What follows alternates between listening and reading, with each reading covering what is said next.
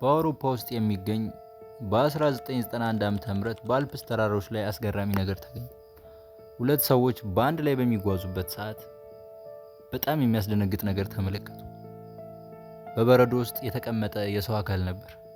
በመጀመሪያ እነሱ ይህን የቅርብ ጊዜ ሰው መስሏቸው ነበር፣ ግን እንደዛ እንደጠበቁት አልነበረም። ይህ ሰው የቆየው ከ5300 ዓመት በላይ ነበር።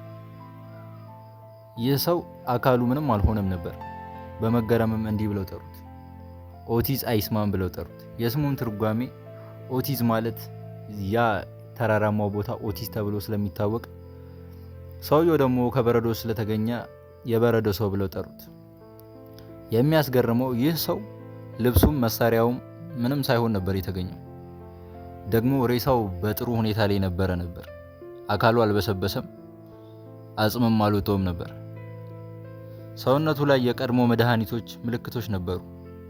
የበለጠ ደግሞ በውስጡ ቀስት መገኘቱ በጣም አስገራሚ አድርጎታል። ማለትም ተገሎ እንደሞተ ማረጋገጥ ይቻላል።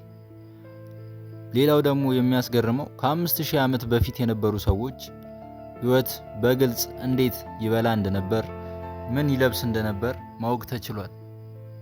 ማወቅ የተቻለበትም ምክንያት በበረዶ ተጠብቆ ስለቆየ ነበር።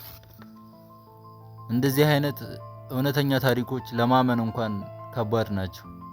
እንደዚህ አይነት አሪፍ እውነተኛ ታሪኮች እንዲደርሳችሁ ሰብስክራይብ እንዳይረሳ።